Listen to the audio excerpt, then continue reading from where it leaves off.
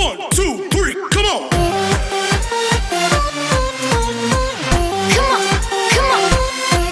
Like a Hellcat. नमस्कार। आज हम पढ़ेंगे उपसर्ग व उसके प्रकार। उपसर्ग किसे कहते हैं और यह कितने प्रकार के होते हैं, तो देखते हैं। उपसर्ग तो सबसे पहले शब्द निर्माण। शब्द निर्माण क्या होता है? शब्द बनाने की प्रक्रिया जो होती है वो शब्द निर्माण कहलाती है। यह 3 प्रकार से हो सकता है: उपसर्ग, प्रत्यय और समास।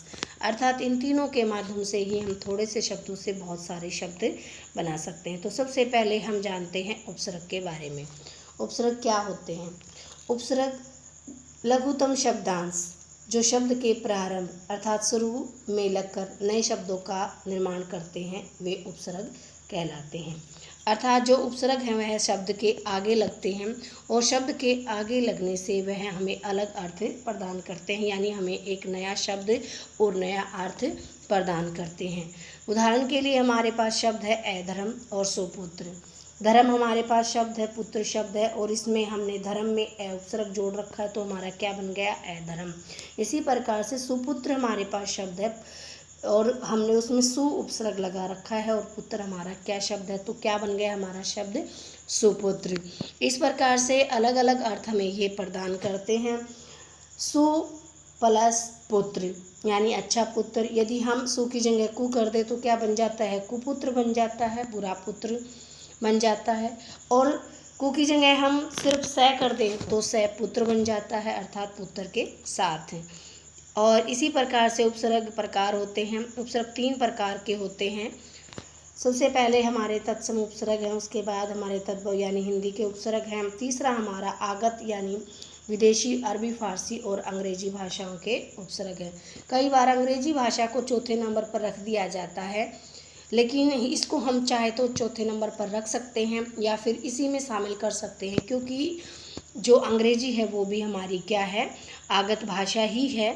तो सबसे पहले हम जानते हैं यहाँ पर जो हमारे संस्कृत के उपसर्ग होते हैं उनके बारे में। संस्कृत के उपसर्ग होते हैं जो कि संस्कृत भाषा से निकले हुए हैं। अर्थात हम सभी जानते हैं कि जो संस्कृत है वो सभी भाषाओं की जननी है। जो संस्कृत भाषा में जो उपसर्ग लिखे होते हैं वो ऐसे के ऐसे हिंदी में आ जाते हैं तो वो क्या होते हैं? संस्कृत भाषा के उपसर्ग कहलाते हैं। हमारे पास उपसर्ग है अति, आ और नी। इनसे शब्द बना रखे हैं, इनके अर्थ भी साथ में दिए हुए हैं। अर्थ इनका अति का क्या है? अधिक यानी अत्यधिक मात्रा में। और उपसर्ग बना हुआ अत्यंत और अत्याचार। अब आप ये कहें कि अति और अत्यंत, जी हाँ, जो ये अत्यंत है अर्थात स्वर रहित तय, और इसी प्रकार से अत्याचार में और स्वर रहित तय, ये भी अति का ही रूप है। इसको हम गलत नहीं कह सकते, इस तरह से भी उपसर्ग बनाए जा सकते हैं। अति, ये अतिशय, इसका ऐसे के ऐसे भी है प्रयोग हो सकता है। उसके बाद तक और समेत हमारे पास शब्द हैं हार, हार और हमारा जो उपसर्ग है आ। इसी प्रकार से जीवन, और जीवन में हमने उपसर्ग लगा रखा है आ। तो ये हमें अलग अलग अर्थ प्रदान देते हैं। इसी प्रकार से हमारा जो अगला उपसर्ग का उदाहरण है नी, जिसका अर्थ क्या है? नीचे और निषेध। और हमने इसमें युक्त शब्द में नी उपसर्ग लगा रखा है और बंद शब्द में नी उपसर्ग लगा रखा है। तो ये हमारे किसके? संस्कृत के या तत्सम उपसर्ग थे। इसके बाद हम देखते हैं अपने तद्भव उपसर्ग दूसरे नंबर पर। ये उपसर्ग भी संस्कृत भाषा से ही विकसित हुए हैं। संस्कृत सभी भाषाओं की जननी है तो ये भी हमारे कहाँ से? संस्कृत भाषा से ही निकले हैं, बस इनका थोड़ा सा रूप बदलकर प्रयोग किए जाते हैं। जो संस्कृत भाषा से उपसर्ग आए हैं वो ऐसे के ऐसे हिंदी में प्रयोग किए जाते हैं, लेकिन जो तद्भव उपसर्ग होते हैं इनका कुछ रूप बदलकर हिंदी में प्रयोग किए जाते हैं। हमारे पास उदाहरण हैं इसी प्रकार से तद्भव उपसर्ग के भी, जैसे हमारे पास ए और अन है। इनका जो अर्थ होता है वो क्या होता है? अभाव होता है या निषेध होता है। जैसे पढ़ है हमारा शब्द, इसमें हमने अन उपसर्ग लगा रखा है। इसी प्रकार से बन और अनबन, यानी एक तरह से जब बहसबाजी हो जाती है, मन मुटाव हो जाता है, उसको अनबन कह देते हैं। पढ़ा हुआ और अनपढ़, जो पढ़ा लिखा नहीं है। इसी प्रकार से हमारे पास एक शब्द है अथाह। ठहा हमारा शब्द है और उसमें हमने ए उपसर्ग जोड़ रखा है।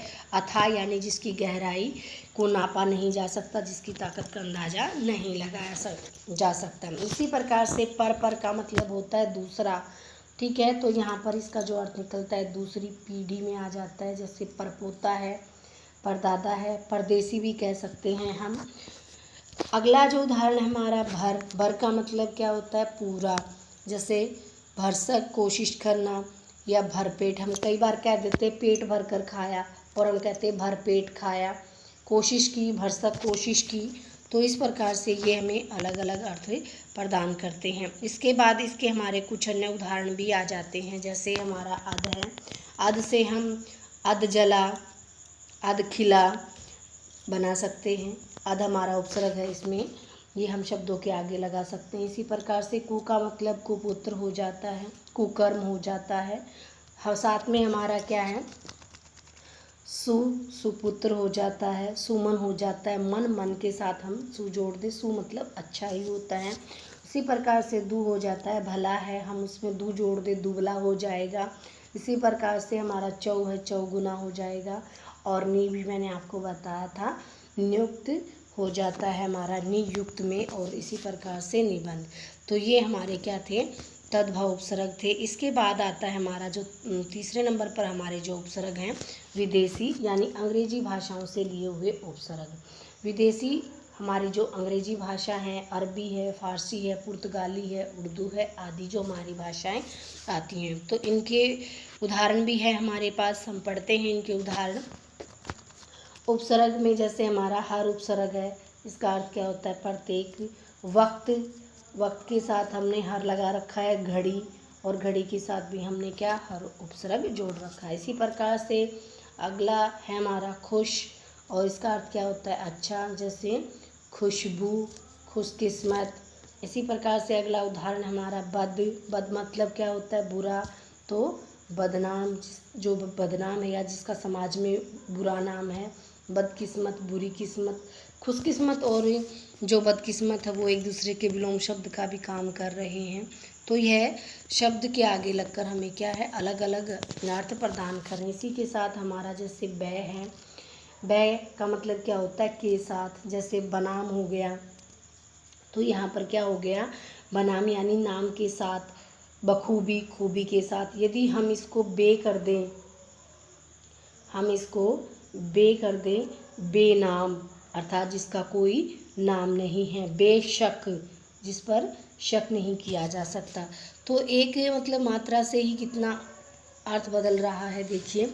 तो इस प्रकार से जो उपसर्ग हैं हमें क्या अलग अलग अर्थ प्रदान करता है। उसके बाद अंग्रेजी के उपसर्ग हैं, वो भी हमें क्या देख लेते हैं। अंग्रेजी के उपसर्ग सिर्फ गिने चुने ही होते हैं, ज़्यादा नहीं, और बिल्कुल अलग से पढ़ने से पता चल जाता है कि ये अंग्रेजी के शब्द है। जैसे हमारे पास सब है, तो इसके जो उदाहरण हैं sub inspector, sub division. Chief है, चीफ मिनिस्टर हो जाता है फिर। और इंजीनियर है, तो इंजीनियर के आगे हम क्या लगा देंगे चीफ लगा देंगे, तो वो हमारा क्या हो जाएगा चीफ इंजीनियर हो जाएगा। इसके बाद हमारा क्या है वाइस है, वाइस प्रिंसिपल जो सेकंड नंबर पे जो काम करता है। Chancellor, vice chancellor. और इसके अंग्रेजी के कुछ अन्य एग्जाम्पल भी हमारे पास हैं। जैसे हाफ है, हाफ मतलब आधा होता है। हाफ पैंट हो जाती है, टी शर्ट हो जाती है, शर्ट हो जाती है। जनरल है, इसी प्रकार से हेड है, हेड मास्टर है, हेड। तो ये हमारे क्या थे अंग्रेजी के उपसर्ग थे। ओके, उम्मीद करती हूँ आपको जो हमारा ये विषय है उपसर्ग का समझ में आ गया होगा।